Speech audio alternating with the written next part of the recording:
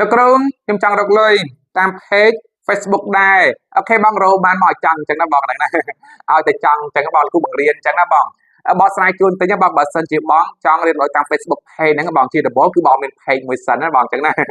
មាន page មួយសិន blog content មាតិកាអញ្ចឹងណាបងតបនឹង comment បងប៊ុនលឿន KA នៅខាង page គាត់ comment សួរណាបង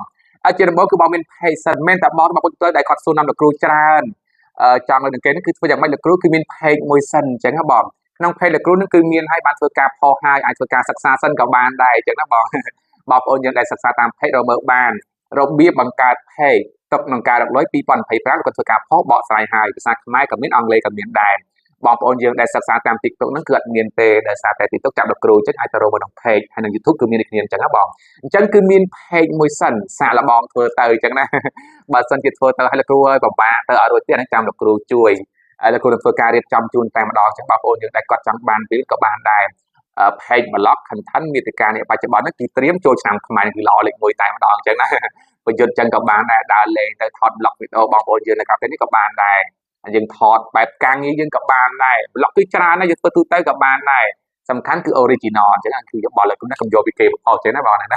អាហ្នឹងគឺមាន page មួយសិនហើយរៀននឹងការលេងកាន់គ្រប់គ្រងទៅបងប្អូនក៏សួរថាលោកគ្រូពិបាកអត់តាម Facebook page ហ្នឹងថាវាពិបាកបងវាអត់ស្រួលទេអញ្ចឹងណាវាពិបាកចំពោះយើងចាប់ដើមថ្មីស្រួលដែលយើងធ្វើ start ហើយអញ្ចឹងបងណា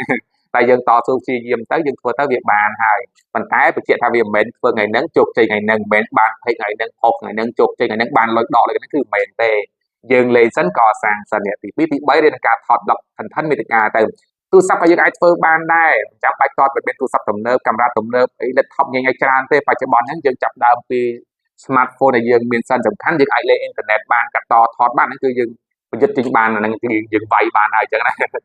យើងលេងកសាងទៅឲ្យធ្លាក់ប៊ូតុងមកដូចជា real bonus អញ្ចឹងទៅប្រាក់បន្ថែម in stream អញ្ចឹងទៅ